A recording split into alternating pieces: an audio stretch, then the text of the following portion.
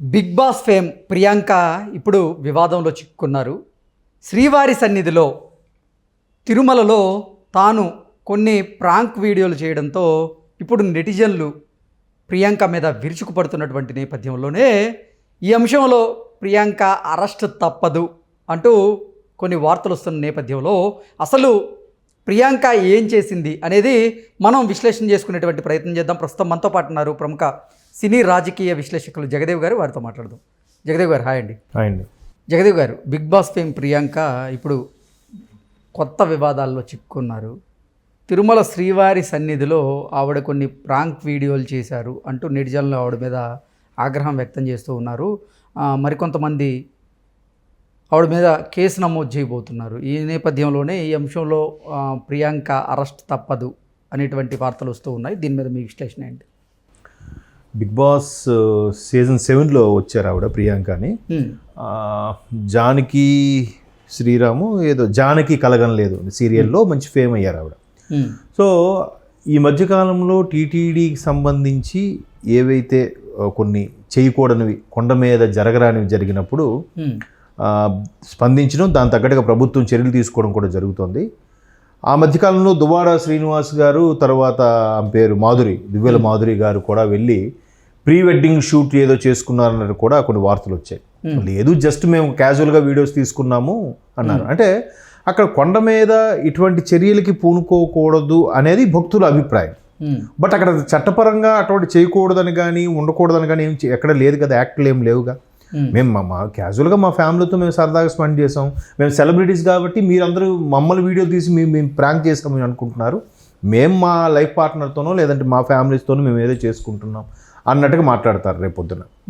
So ఇవే కాదు, అంతకుముందు తమిళనాడు నుంచి కూడా కొంతమంది బాయ్స్ వచ్చి ఇక్కడ గేట్లు తెరిచారు రండి రండి అని చెప్పి భక్తులందరూ కంపార్ట్మెంట్ లేచి పరిగెట్టి తీరా వెళ్ళి చూస్తే అక్కడ ఇంక గేట్ ఓపెన్ చేయలేదంట. సో దాన్ని వాళ్ళు వీడియోగా తీసి ప్రాంక్గా చేసి ఎటకారంగా నవ్వుకున్నారు. భక్తులు మేము గొర్రెల్ని చేసాం సుమా అన్నట్టుగా. సో అక్కడ అందరూ అబ్జర్వ్ చేసింది ఏంటంటే భక్తుల్ని గొర్రెలు చేశారు, ప్రాంక్ చేయడం ఏంటి, ప్రాంక్ కొండమే చేయడం ఏంటి అనేది పక్కన పెడితే క్యూ లైన్లోకి మొబైల్ ఫోన్ ఎలా అలౌ చేశారు, చెక్ చేసి కదా పంపించాలి కరెక్ట్గా. జామర్లు ఉంటాయి, అవి వచ్చినప్పుడు బీప్ సౌండ్ వస్తుంది. అవన్నీ కాకుండా లోపలికి అసలు ఫోన్ ఎలా తీసుకొచ్చారు. అంతకుముందు ఒక ఆయన గర్భగుడిలోంచి బయటకు వచ్చిన తర్వాత ఆ బంగారు గోపురం ఉంటుంది కదా, ఆ హుండీ వేసేది, హుండీది పైగా బంగారు గోపురం ఉంది, లోపల నుంచి వీడియో తీసి పెట్టాడు. ఎట్లా సాధ్యమైంది అది? అంటే ఏదైతే సెక్యూరిటీ వింగ్ ఉందో అది కొంత వైఫల్యం చెందిందా, లేదా సెక్యూరిటీని కళ్ళు కప్పి వీళ్ళు లోపలికి వెళ్ళారా అంటే క్వశ్చన్ మార్క్. సో ఇట్లాంటి వాటన్నిటి కూడా చెక్ పెట్టాలి అంటే ఖచ్చితంగా చట్టపరమైన ముందు సవరణలు అవసరం.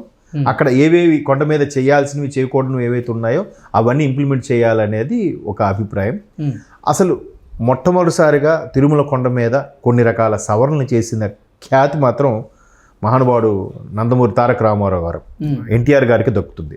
ఆయన ముఖ్యమంత్రి అవనంత వరకు కూడా కొండ మీద ఎటువంటి నియమాలు నిబంధనలు ఉండేవి కాదంట. ఎవరైనా రావచ్చు, ఎవరైనా చేయొచ్చు ఏదని. ఆయన వచ్చాక ఏం చేశారంటే కొన్ని రకాల మౌలిక సదుపాయాలకి తెరలేపారు. అలాగే కొన్ని రిస్ట్రిక్ట్ చేశారు. కొండ మీద రాజకీయపరమైన పోస్టర్లు కానీ బ్యానర్లు కానీ పెట్టకూడదు. నిత్య అన్నదానం ప్రక్రియ ఒకటి కొనసాగాలి.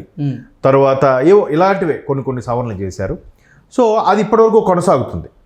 ఇప్పుడు మరలా రీసెంట్గా TV5 అధినేత మన బిఆర్ నాయుడు గారు ఏదైతే టీటీడీ చైర్మన్ అయ్యారో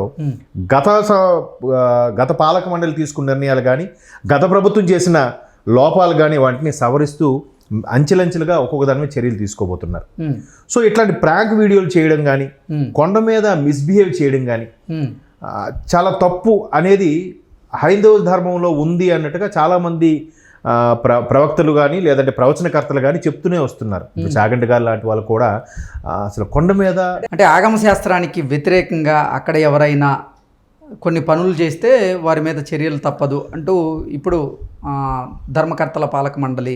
అంటే నాకు తెలిసిన విషయం ఏంటంటే ఆగమ శాస్త్రం అనేది స్వామివారి నిత్య కైంకర్యాలకు సంబంధించి, నైవేద్యాలకు సంబంధించి, కొండ మీద తీసుకోవలసిన పూజలు, బ్రహ్మోత్సవాలు వీటన్నిటికి అన్నిటికి సంబంధించి ఉంటది. అన్నిటికీ అవేనండి.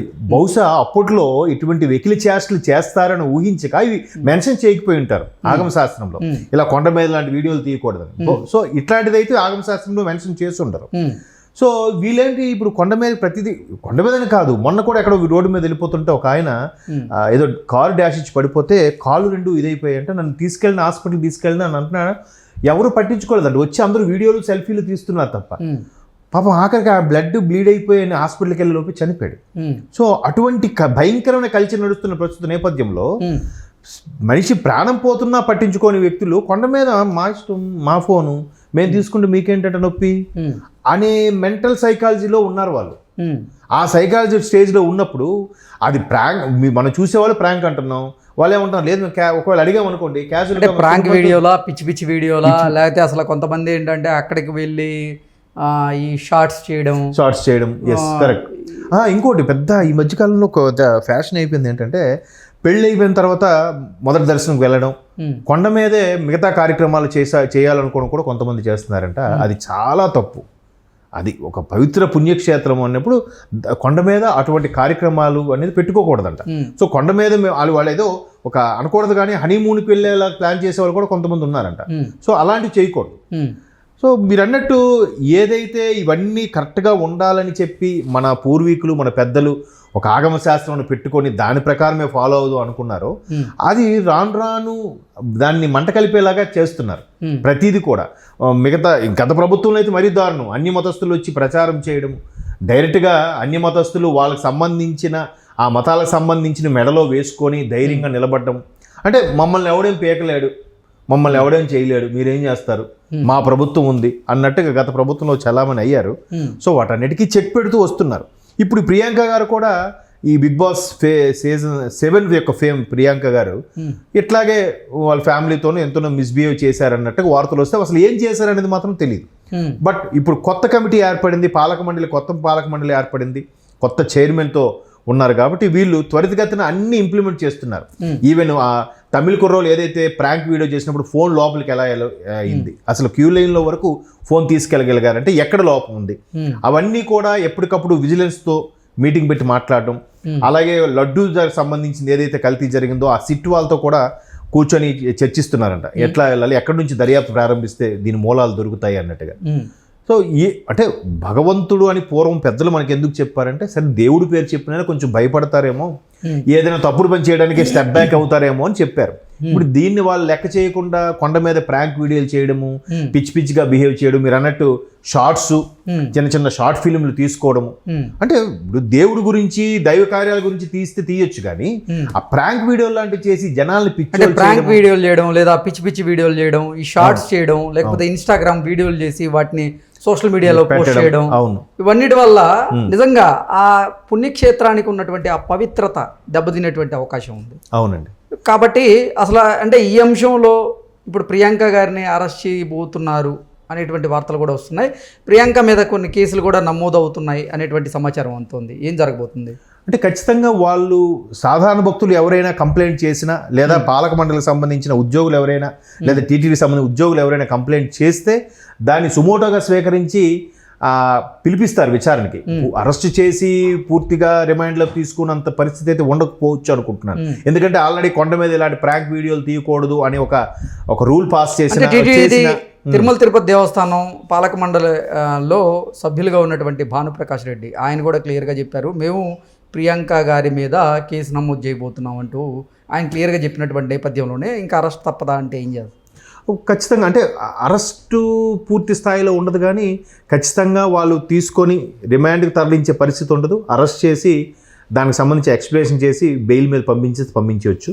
తర్వాత దాని మీద కోర్టుకు సమర్పించినప్పుడు దాని మీద బెయిల్ వేయడం, లేదా టీటీడీ అడ్మినిస్ట్రేషన్ బ్లాక్ ఉంటుంది కదా, ఆ అడ్మినిస్ట్రేషన్ బ్లాక్ సంబంధించిన ఏమైనా కొన్ని నిర్ణయాలు తీసుకుండొచ్చు. కానీ పెద్ద ఎత్తున నేరంగా పరిగణించి అరెస్ట్ చేసేంత పరిస్థితి అయితే ఉండదని నేను అనుకుంటున్నాను. ఓకే అండి, thank you so much. Thank you.